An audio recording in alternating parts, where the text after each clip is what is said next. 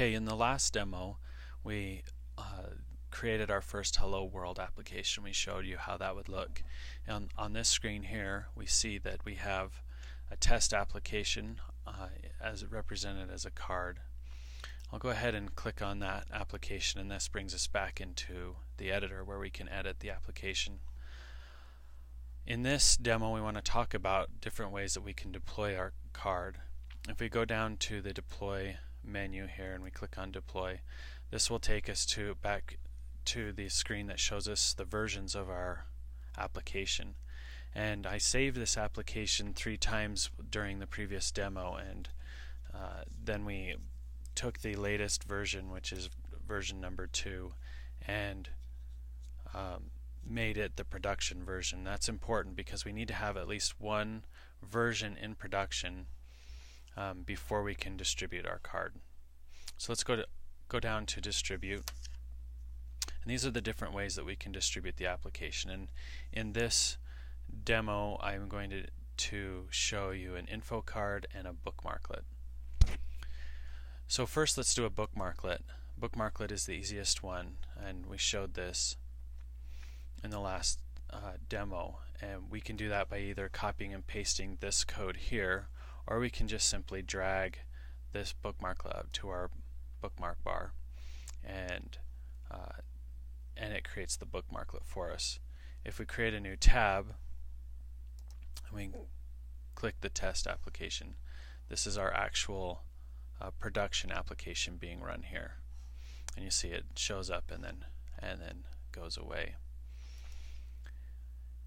The other way that we can deploy an application is using an info card, and this is going to require us to have something called a selector. A selector is used to store information cards and then deploy those information cards on different sites. The selector installs a browser extension, and I have that installed, and it's called Azigo Lite. You can get this selector from the Azigo website, AZIGO, and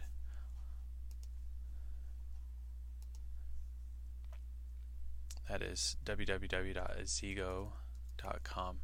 And Azigo is just a company that's built a card selector, and you click on Get Azigo and download the version of Azigo that matches your web browser.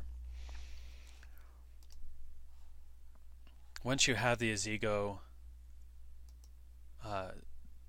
selector installed, what you can do is go to info card and generate a card to be installed into the selector. The card name can be anything here, except it cannot. It can only take alphanumeric characters. A dataset key is not needed right now, and then an image that goes with it. And we can change that image by coming back up to Manage and selecting Image and choose a new image, but we'll go ahead and stick with the default for right now. And then all we do is we make our card, and that will make a file that we're going to download to our computer, and I'm just going to go ahead and choose to open it with Azigo Lite and to do this automatically from now on. So go ahead and do that, and Firefox is telling me that I've downloaded the file and now it's imported. And if I click on the test application, we can see that the sites that it's going to run on is google.com, and this corresponds with what we put in our dispatch block, if you'll remember from the last demo. So if we come back up here to edit and we look at dispatch, you'll see that we are firing on google.com. Now that I have that card installed, I can open up a new tab, go to www.google.com, and I get my Hello World application. Also notice if we were to go to another site, let's say facebook.com, it does not fire. And that's what the selector does for us, is it tells the browser which pages to execute our application on. And we can see that in Azigo Lite that right now we're only going to execute on google.com. Also in the selector we can either enable or disable a card. And I have several cards here that are cards that other people have developed in using Kynetx. This card here, what it does is it annotates search results with the Stack Overflow icon. If that search result comes from Stack Overflow, it makes it a little easier to spot those. So go ahead and close my selector, and it is still running because it's an extension that runs in the browser. Let's go back and change our rule a little bit here. So we're going to go back into Hello World, and we want to change this text to Hello World app from Kynetx. And let's make this something a little bit more exciting. So this is a very cool app. And we'll go ahead and save that. And if we go back to Google and refresh the page, we notice that our old application is still the one that's showing up here.